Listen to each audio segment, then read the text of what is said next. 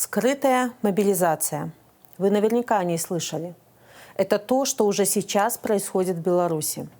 Повестки приходят не только молодым призывникам, но и тем, кто уже прошел службу в армии.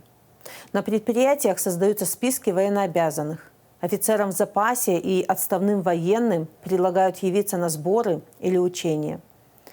Такие же учения проводились в Беларуси в феврале этого года. С таких же учений тысячи российских солдат уже никогда не вернутся домой. И сегодня под видом таких учений режим может отправить на гибель белорусов. У белорусов нет никаких причин ввязываться в войну. У белорусов нет причин убивать и погибать на чужой земле.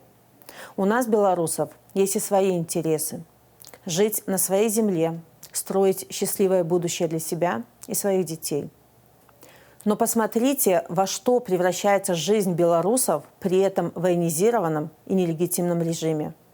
Нехватка квалифицированных врачей и педагогов, которые бегут из страны от репрессий. Массовые сокращения на предприятиях. Рост цен и падение зарплат. Релокация бизнесов. Военруки в школах. Идеологи на собеседованиях на работу. И вместо того, чтобы решать эти проблемы, нашу страну толкают в войну, что только ухудшит жизнь людей. Давайте честно. Если наступит такой день, когда белорусские солдаты перейдут украинскую границу, дороги назад не будет. В ответ на атаку по белорусским городам могут начать стрелять ракеты. Беларусь может оказаться за железным занавесом. В стране станут пропадать товары, продукты, а граница может полностью закрыться. Кризис станет еще сильнее, ведь цена войны – это и жизни людей, и страшный урон экономике. Поэтому мы требуем вывода российских войск с территории Беларуси. Мы требуем введения моратория на любые совместные учения России и Беларуси до окончания войны. И мы поддерживаем предложение по созданию международной мониторинговой миссии на границе Украины с Беларусью. Это поможет предотвратить провокации на границе. Я обращаюсь к офицерам и военным Беларуси. Ваша присяга народу, честь ваших погон действует, пока вы действуете в интересах народа. Если вы перейдете государственную границу, вы станете военными преступниками.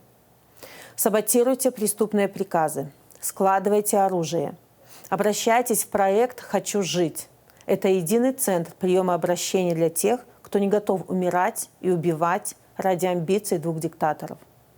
Я обращаюсь ко всем, кого может коснуться мобилизация. Избегайте призыва.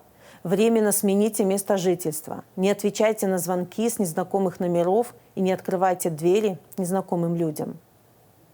Я обращаюсь к женщинам Беларуси. Защищайте свои семьи. Сегодня так называемый День Отца.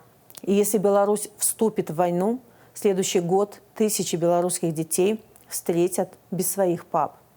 Поддержите своих мужей, братьев, близких мужчин в нежелании участвовать в бесчеловечной войне. Я обращаюсь к активистам и всем, кто постоянно читает новости и действует в интересах свободной Беларуси. Если ваши друзья, коллеги, родственники или соседи не знают, что происходит, расскажите им. Нам с вами может казаться, что все и так очевидно. К сожалению, проверенная информация не доходит до множества людей, которые читают и смотрят пропаганду. Помогите им находить каналы независимых СМИ. Если они не умеют пользоваться интернетом, распечатывайте им материалы, звоните и рассказывайте новости. Я обращаюсь ко всем, кто смотрит это видео. Скрытая мобилизация идет уже сейчас. Это реальная угроза национальным интересам и безопасности Беларуси. Это реальная угроза для каждого дома и каждой семьи. Поэтому в наших с вами интересах предотвратить катастрофу сейчас, а не десятилетиями разбираться с ее последствиями.